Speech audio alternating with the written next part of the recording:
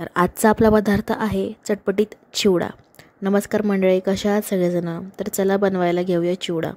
इथे मी 1 किलो पोहे घेतलेले आहे, उन्हात कडकडीत वाळून घेतलेले आहे, त्यानंतर भाजून घेतलेले आहे, कारण उन्हात वाळून असल्यामुळे त्याला भाजायला कमी वेळ लागतो। असे तोडून बघितले की ते क्रंची झाले असेल, याचा अर्थ आपले पोहे चांगले भाजलेले आहेत। साहित्य मी डिस्क्रिप्शनमध्ये मेन्शन केलेलं आहे। सोप, 1 वाटी शेंगदाणे, 1 वाटी फुटाणे, 1 वाटी कढीपत्ता, 4 चमचे पिठी साखर, 1 वाटी मिरची, आलं लसणाची पेस्ट आणि खसखस। इथे मी केपऱ्याचा मसाला वापरलेला आहे। तुम्हाला हवा असेल तर तुम्ही तुमच्या आवडीचा जोही चिवडा मसाला असेल तो घेऊ शकता। कढईमध्ये मी 12 डौल तेल घेतलेलं आहे। हे पूर्ण 1 किलोच्या प्रमाणे मी साहित्य घेतलेलं आहे। इथे मी सगळं जे दाखवलेलं आहे ते साहित्य पूर्ण तळून घ्यायचं आणि याचं तळणीचं तेल पूर्ण उतरेल, त्यासाठी हे पोह्यांवरच काढून घ्यायचं, म्हणजे याचं जे तेल आहे ते त्यावरच निथरेल। इथे मी शेंगदाणे तळून घेतलेलं आहे। आता फुटाणे तळत आहे। आता तुम्ही यात ॲडिशनली ॲड करू शकता, जसं की खोबरं, कांदा। आमच्याकडे कोणी खात नाही, त्यामुळे मी इथे घातलेलं नाही आहे। कढीपत्त्यावर मी झाकण घातलेलं आहे, जेणेकरून की कढीपत्त्याचं जे तेल आहे ते बाहेर उडू नये। कढीपत्ता तुम्हाला जास्त डार्क हवा असेल तर तुम्ही तो अजूनही तळू शकता। मिरची इथे मी घेतलेली आहे 1 वाटी, ती पूर्णपणे ऑप्शनल आहे। जर तुमच्याकडे लहान मुलं असेल तर तुम्ही ते स्किपही करू शकता।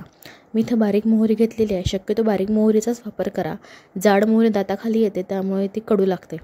इथे आलं लसणाची पेस्ट घेतलेली आहे, ही चांगली यात परतून घ्यायची आहे, जेणेकरून की याचा स्वाद चिवड्यामध्ये उतरावा। पेस्टच घ्या, जर तुम्ही लसूण घेतले तर ते दातात येतात आणि बरेच जण ते खायला टाळतात।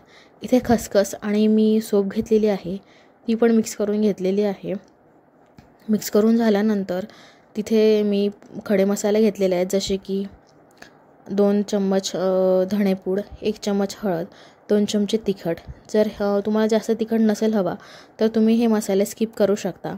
आता इथे कढीपत्ता मी हाताने चुरून घेतलेला आहे, कारण दातात येतो तो, त्यामुळे मी इथे कढीपत्ता चुरूनच घेते। आता आपलं मगाचं जे मसाला केलेला होता तेलात, तो झालेला आहे थंडा। त्यामध्ये आपला जो चिवडा मसाला आहे तो घालून घ्यायचा आहे। चिवडा मसाला इथे चांगला मिक्स करून घ्यायचा आहे, जेणेकरून की यामध्ये कोणत्याही प्रकारची गुठल्या राहू नये। इथे पूर्णच आपला मसाला मिक्स झालेला आहे। आता मी इथे मुरमुरे घेतलेले आहे, आमच्याकडे खातात त्यामुळे मी घेतलेला आहे। पूर्णपणे ऑप्शनल आहे, तुम्ही स्किप करू शकता।